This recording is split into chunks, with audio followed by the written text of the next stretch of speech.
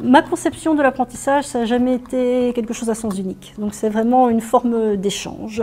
Mais ce n'est pas toujours évident de mettre ça en pratique, ce n'est pas toujours évident de garder les gens connectés, de les garder intéressés. J'ai essayé de trouver une formule qui me permette d'un peu combiner l'aspect théorique et l'aspect exercice et de les fusionner en même temps. Donc j'ai été très vite intéressée par l'utilisation de télévoteurs et par Booklab dans ce contexte-là.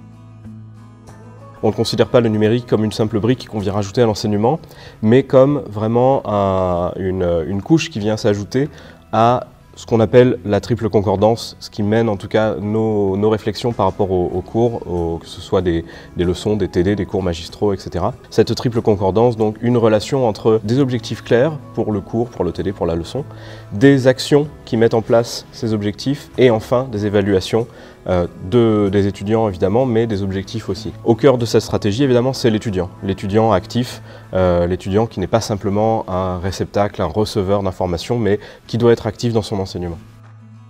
Quand on est étudiant, qu'on prend la parole dans un auditoire, on prend le risque de se tromper et donc on ne parle pas toujours. Or là, voilà, on peut se tromper, on peut prendre la parole et se tromper parce que les gens qui ont peur de se tromper ne vont pas prendre la parole. Ici, ça donne la parole à tout le monde en même temps.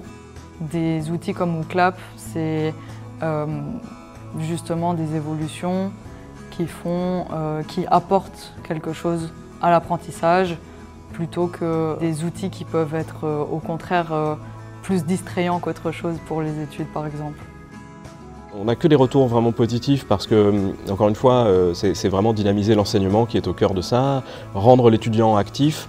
On n'est pas du tout dans un étudiant qui reçoit simplement de l'information, mais on veut aussi qu'il puisse proposer, qu'il puisse se tromper. J'aime bien les questions ouvertes où on nous donne la première partie de phrase et on doit compléter. Et en général, on voit aussi les réponses que les autres sont en train d'envoyer. Et c'est vrai que des fois, c'est chouette parce que comme les réponses sont anonymes, on peut aussi parfois se permettre plus de réponses, des choses qu'on n'aurait pas forcément dites si n'y avait pas l'anonymat de Booklab.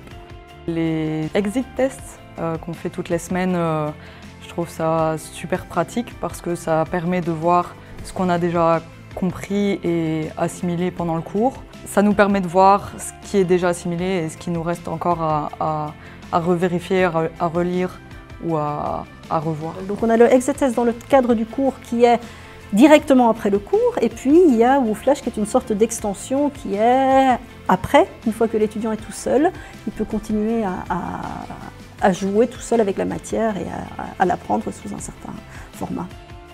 Je pense que le numérique est devenu indispensable.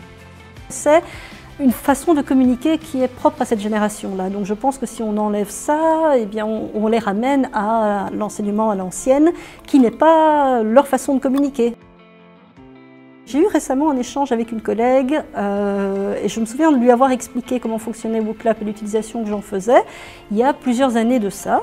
Ça lui paraissait compliqué à mettre en place et donc elle ne l'a pas fait. Et puis cette année-ci, elle y est venue et on en a discuté. Elle m'a dit « mais je comprends pas pourquoi j'ai pas fait ça plus tôt ». J'aurais dû t'écouter il y a X temps parce qu'en fait je me rends compte que ça fonctionne très bien.